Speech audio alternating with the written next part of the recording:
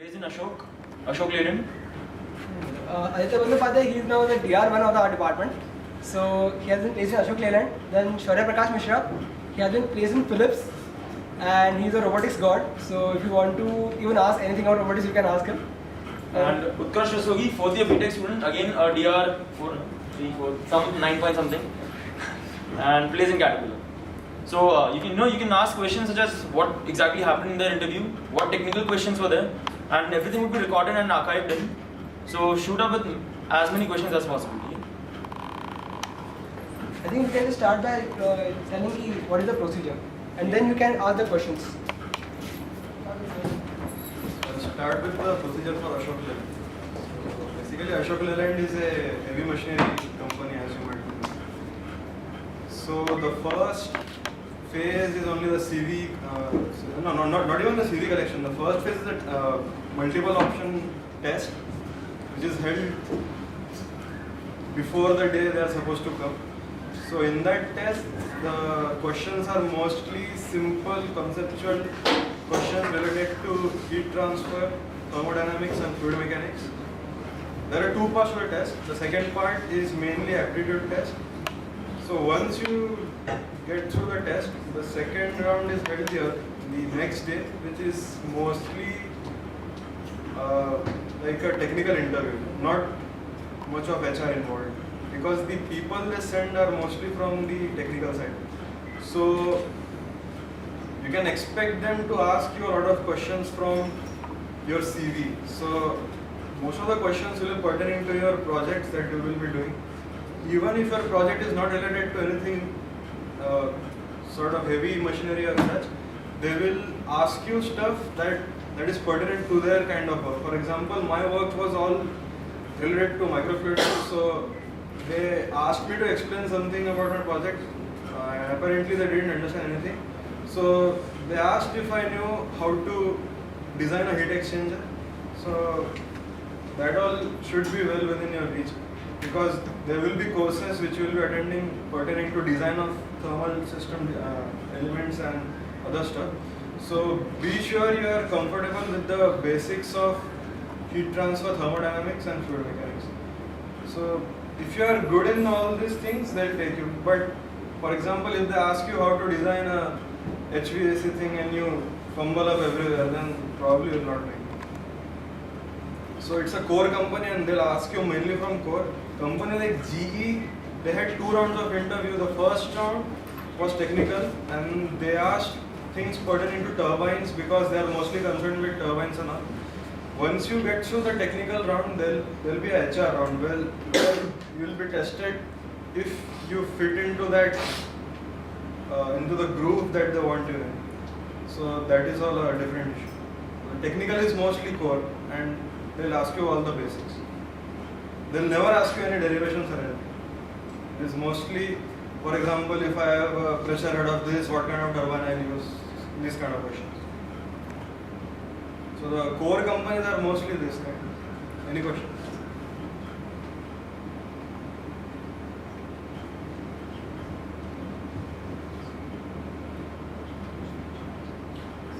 How do you prepare for such interviews? Pardon?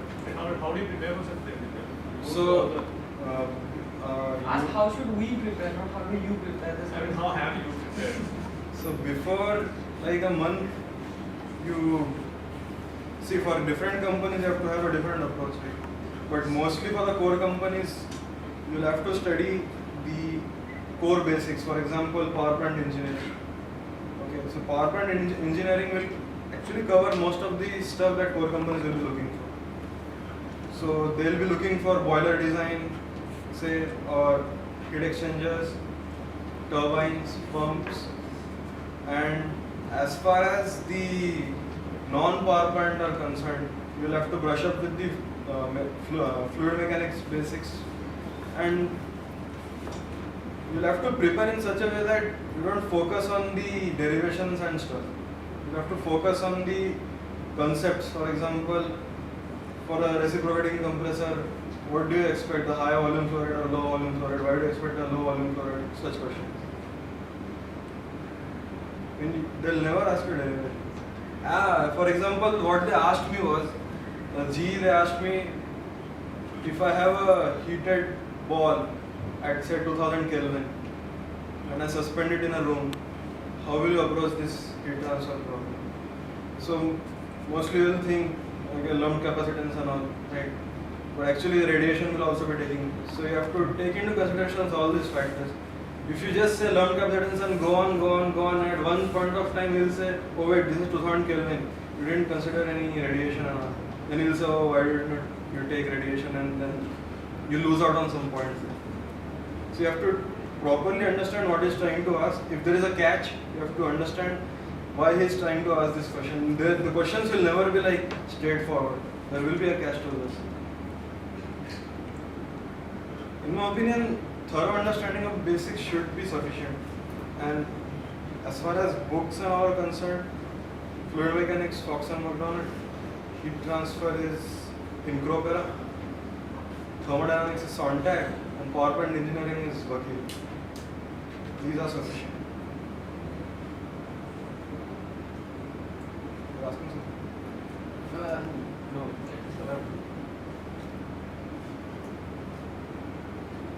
Anything else?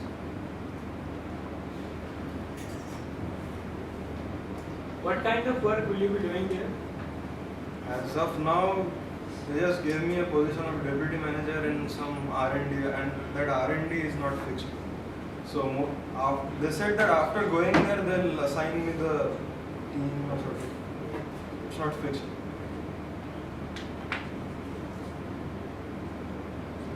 Yeah, I have a question. What would be the right time to start preparing, Like, how early? See, nothing is too early, Right. obviously. Right? Nothing is too late also. You can it's actually manage one night before also. You can start doing it from now itself. I would highly suggest you start working on the basics very slowly, like half an hour a day also. You will be at a very, very comfortable position during the placement. And most of the questions which you were telling, right? I'm in second year, so I don't know much, but those questions are mainly taught in third year, fourth year, Yeah, is it? third and fourth. Third and fourth. That's the more But important years. Some second year courses like fluid mechanics. Fluid mechanics, thermodynamics. We have these two courses. Heat transfer and fluid mechanics. Not heat transfer. Heat transfer is in third Okay, year. isn't it? Yes. Thermodynamics and fluid mechanics. Fluid mechanics, yeah. So you make sure you have the basics well done. Even if you don't Yeah. score properly, that's a different issue. Definitely, yeah. But try to at least grab the applied side of things. Not necessarily like TDS equal to DH minus VDP. Those are not that important. Yeah. Try to get the applied sense into the work, because that will be most important when you go into a industry. Does holding the specialization matter in this education? I mean, it differs from company policy to company. You can't like generalize it. And for Ashok Leyland, there was no such. Have to get more information. Yeah, for some companies you have to get dual. Ashok Leyland material नहीं है connected होते नहीं It varies from company to company. Utkarsh, you just ask Utkarsh to start because you have to go at 6:30. Yeah, Utkarsh will be talking about Caterpillar procedure. Hi all, I am Page currently at Caterpillar. My procedure was started with the CV correction thing, which is I think same for every company. And after that there is a written test, which was held for my time during the same day in which the company arrived, the same morning. It includes sections like verbal ability, maths, basically, and questions from mechanics, simple mechanics and hydraulics, and some from manufacturing part. After the written test, there was a shortlist and there was a GD after that. After the GD, there was a PI, person interview, but mostly the PI consisted only of HR interview. There was no technical interview involved in the PI. The sort out was at the basis of test or your CV? Sorry? The sort out for the GD was the basis of the test or Both. As such, no company will release the scores of your the test, and If you ask the company HR, they'll say it is all. The company mostly considers the CV. No, it mostly considers, I think, the test scores. It will consider mostly the individual cutoff of each sections in the test.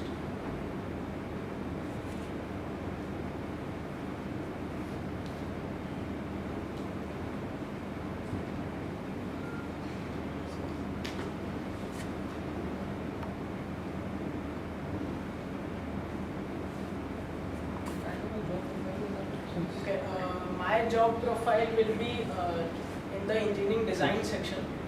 So it will be the design part where I'll be working on softwares to design any of the component.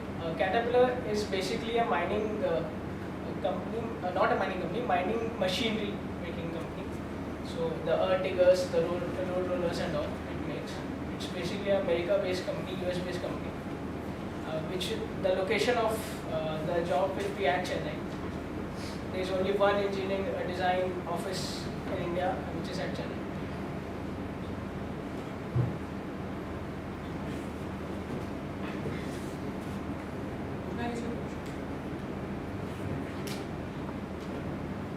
What did they ask in test? Mechanics and maths? Mechanics, maths, verbal, hydraulics, and some basic questions about manufacturing. Manufacturing में like jigs and pattern वो जो होता है, what's the difference between jigs and patterns, fixtures, basic fundamental.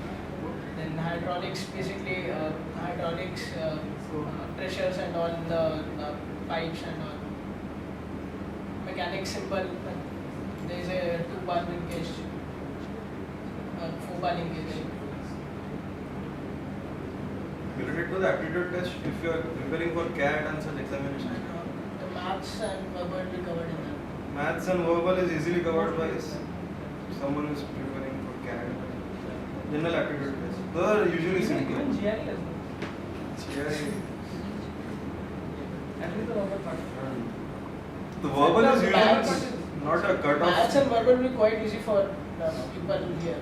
Like for people, I think every idea. You can score almost full in maths and verbal. It depends on what company you are looking at. Yeah, that's true. For example, in the first 3 days, all the companies will have very difficult quantitative sections.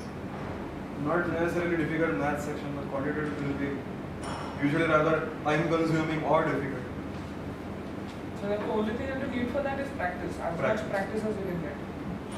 Okay, if you are targeting a day one company, start with get hold of a CAT quantitative book and go on doing it. That is the best way and that's the easiest way to clear those things because like you'll have I think 30 questions and like 15 or 20 minutes kind of that kind of issue. Yeah. 1-to-1 Yeah. ratio. Okay, it's kind of like that. Anything else? Okay, a question to all of you. Like, how important are projects and what kind of projects? For me, it was very important. For the core companies, it is important. I don't think the kind of project is very important, but what the company sees, how well you can explain the project. Okay. Most probably, I think the company, what project we do is not important for the company as much, but If it not is they relevant- like to all, see. not all companies. Either you have relevance with that work or you need to have executed it well. But if you have an internship or a project based on the field of what the company requires, that is a very good, very big plus. But it need not be the only one.